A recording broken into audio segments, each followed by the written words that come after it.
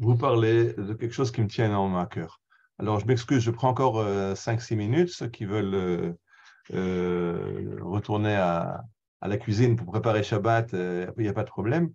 Mais c'est quelque chose qui a rapport avec cette paracha et qui, moi, me tient beaucoup à cœur. Je pense que c'est un message qu'il est important de faire passer aux Juifs de France. Il y a quelques années, j'étais avec un groupe d'une école de juifs de France, le Shabbat Béchalar, donc ce Shabbat qui nous attend. Et ils ont fait une fila magnifique, ils ont chanté Shirat Hayam de façon magnifique. Et après, je devais faire un Dvar Torah. Et là, j'ai eu un problème parce que j'ai tapé un peu fort, mais je n'avais pas le choix. Je leur ai dit qu'à mon avis, à mon humble avis, il y a un gros problème. Ce sont des juifs magnifiques, c'est des jeunes juifs qui aiment Dieu, qui aiment la Torah, qui aiment le peuple d'Israël, la terre d'Israël, mais ils sont malheureusement induits en erreur par des rabbins, il faut le dire, qui leur disent que très bientôt, le Mashiach va venir, va sonner son grand chauffard, et alors il les ramènera tous en Eretz Israël. Et donc, tout ce qu'il faut faire, c'est prier, et continuer à étudier la Torah, à prier, à manger kasher, à faire Shabbat, et attendre ce grand chauffard du Mashiach, qui va venir bientôt. Enfin, pas trop bientôt, parce que on vient d'acheter une nouvelle paire de skis, donc ce serait sympa de s'en servir, et puis on vient de payer la dernière traite de la maison de vacances à Deauville, alors c'est dommage de ne pas en profiter quelques années, parce que c'est ça le problème de la galoute, c'est que la galoute, elle est douce, et qu'on vit pas mal en France. Alors c'est sympa de continuer à vivre en France, et d'espérer ce Mashiach qui très bientôt va nous ramener en Eretz Israël. Malheureusement, il y a un Rashi au début de la paracha de Béchalar. Puis Béchalar, c'est cette paracha qui nous parle de la fin de l'exil, comment on sort de l'exil.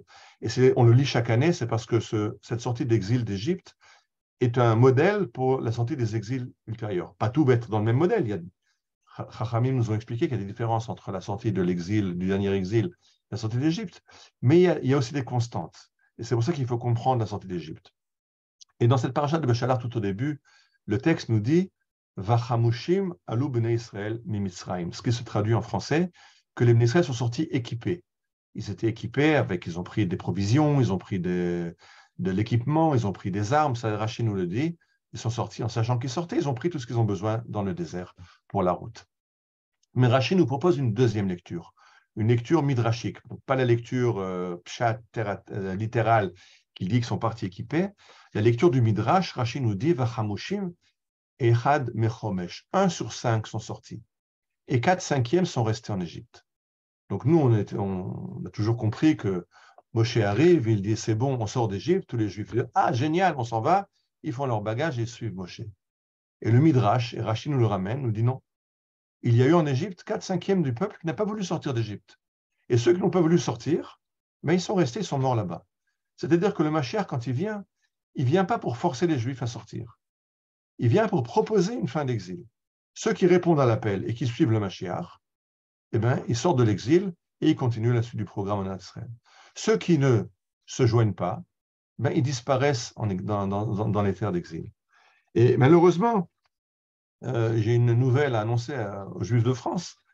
Et si je vous le dis à vous, c'est pour faire passer ce message, parce qu'il faut le dire aux familles, il faut le dire aux amis, c'est important, c'est ce que je dis à cette école. Le Mashiach, le chauffard du Mashiach a déjà retenti. Il a retenti en 1948, quand d'un côté, David Ben Gurion annonce la fin de l'exil et proclame l'indépendance d'Israël, et deuxièmement, les nations du monde à l'ONU reconnaissent Israël comme partie intégrante de la famille des nations du monde. Donc, et du côté d'Israël et du côté des nations, il y a une reconnaissance que l'exil d'Israël est fini. Alors, quand on comprend cet appel, ce chauffard qui a sonné, alors on rentre. Beaucoup de Juifs sont rentrés. Ceux qui ne pouvaient pas le faire parce qu'ils étaient coincés dans leur pays, comme les Juifs du Yémen, comme les Juifs au Maroc, alors l'État d'Israël leur a envoyé des avions au Yémen ou des bateaux à Marseille qui ont cherché les Juifs du Maroc, qui ont transité par la France, et ils sont rentrés.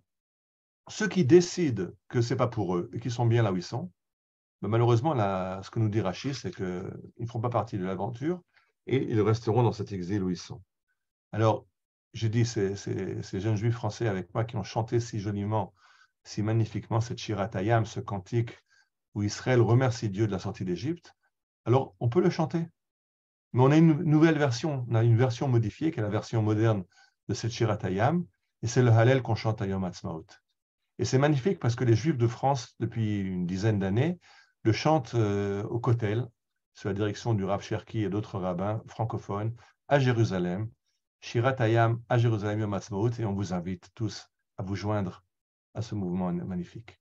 Shabbat Shalom. Bien, alors on va